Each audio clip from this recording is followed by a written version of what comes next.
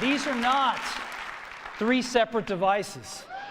This is one device, and we are calling it iPhone. Today, Apple is going to reinvent the phone. This was the legendary moment that Steve Jobs unveiled the device that changed the modern world. What do you think? This is likely the thing you are watching this very video on. You know what else changed the world? Air travel, internet, the light bulb.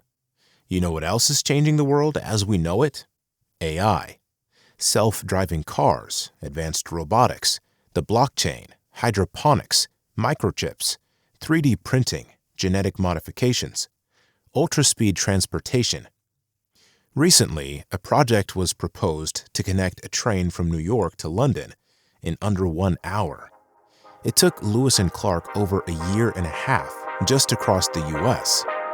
Modern technology is unbelievable, but would you believe it if I said humanity was on the bottom of the scale compared to advanced civilizations?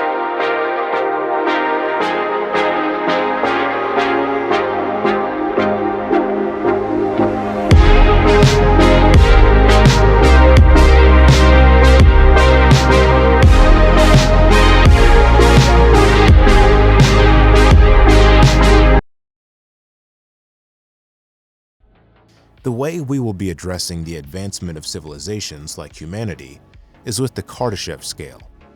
This was created by none other than Nikolai Kardashev.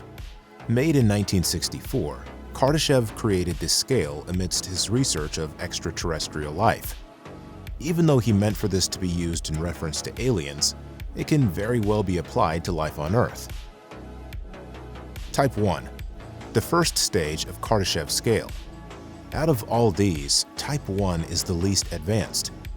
The first type says that the civilization in question must be able to use all the energy output from its home planet. Theoretically, they could also control natural disasters, such as volcanoes or earthquakes. This is associated with our civilization having a rate of energy consumption at 4 times 10 to the 12 watts.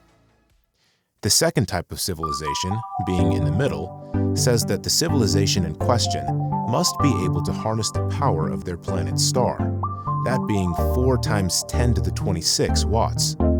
Scientists have recognized this future development and have already designed a device capable of harvesting most or all of the sun's energy. This is a Dyson sphere, created by none other than Freeman Dyson. The final and fullest revelation of the Kardashev scale is the Type 3 civilization, one which has gained the energy from its entire galaxy. This is the final type of the Kardashev scale, as Nikolai Kardashev believed humanity could not advance any further than this point. This stage is said to have the civilization able to manipulate gravity and physics, something far beyond our reach at this time.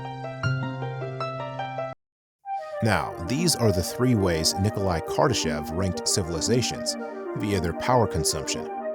Kardashev believed there was no sense adding to the scale, as it would not at all be possible to go further. Other scientists disagree.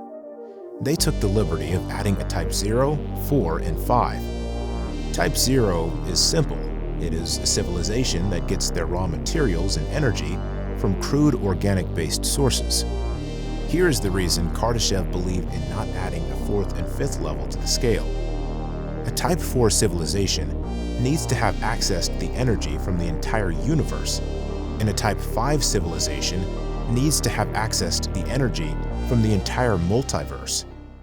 Now that we have mapped out the entire possibility of advancement, where would Earth fall in this?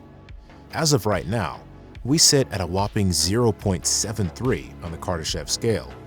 For as long as we have been on Earth, we have not advanced as much as you might think. To see how fast our growth is, we first must start from the beginning, whether you believe Earth began 10,000 years ago or 10 billion years ago.